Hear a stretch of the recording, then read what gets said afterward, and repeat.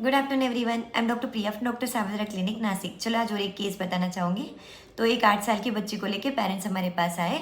जब हमने पूछा कि क्या प्रॉब्लम है तो उन्होंने बताया कि इसको कॉन्स्टिपेशन है। लगभग स्कूल जाने लगी तब से इसको कॉन्स्टिपेशन होता है। बहुत आगे जानकारी लेने के बाद डिटेल में हमें पता चला कि ये पहले लेफ्ट हैंडेड थी और पेरेंट्स मतलब ट्रेडिशनली नहीं चाहते थे कि लेफ्ट हैंडेड हो, इसलिए इसको मार मार के राइट हैंडेड बनाया। तब से इसकी कंप्लेंट्स लगभग शुरू हो गई और इसको है ना खड़े खड़े ही पॉटी पास करती थी ये, और फिर पॉटी के पास इसको पेन होता था तो वॉशिंग के लिए भी रेजिस्ट करती थी। फिर उसके बाद पेरेंट्स ने बताया कि इसको है ना मन के खिलाफ कुछ भी होता है ना डॉक्टर तो तुरंत रिएक्ट करती है, और जैसे ही कोई एग्ज़ाम्स होते हैं या फिर कोई इंपॉर्टेंट सबमिशंस प्रोजेक्ट्स का वगैरह कुछ रहा तो फिर इसका कॉन्स्टिपेशन बढ़ जाता है। तब 8-8 दिन लगभग कॉन्स्टिपेटेड रहती है ये, और फिर हमें वाटर एनिमा या फिर कभी कभी हॉस्पिटलाइज करके भी एनिमा करना पड़ता है इसका।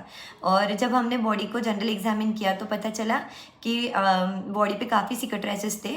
तो पेरेंट्स ने बताया कि हाँ इसके ना बराबर बताना भूल गए थे हम कि इसके इंजुरीज भी स्लो हील होते हैं और काफ़ी बार स्कार मार्क्स छूट जाते हैं। तो ये भी बात हमने कंसिडर करी थी पेशेंट के लिए। जब डाइटरी हैबिट्स पता करने की कोशिश की तो पेरेंट्स ने बताया कि इसको है ना अचार चाहिए ही चाहिए, टिफ़िन में भी अचार चाहिए, दोनों टाइम खाने में अचार चाहिए, और प्लस ये है ना स्लेट पेंसिल्स चॉक्स और गमले में से जा जाके मिट्टी भी खा लेती है डॉक्टर कभी कभी। तो हमें लगता है उस वजह से भी कॉन्स्टिपेशन होगा। तो ये सारी बातें पेशेंट के बारे में पता चली। हमने फॉलोइंग रेपेट्राइजेशन लिया। तो सबसे पहले हमने लिया एलिमेंट्स फ्रॉम एंटीसिपेशन, क्योंकि कुछ भी इंपॉर्टेंट इवेंट हो तो इसका कॉन्स्टिपेशन बढ़ जाता है। Elements from writing left handed suppression of, क्योंकि पहले लेफ्ट हैंडेड थी, मार मार के पेरेंट्स ने राइट हैंडेड बनाया इसको। फिर कॉन्ट्राडिक्शन इंटॉलरेंट चिल्ड्रनिंग, क्योंकि मन के खिलाफ कुछ बर्दाश्त नहीं कर पाती है।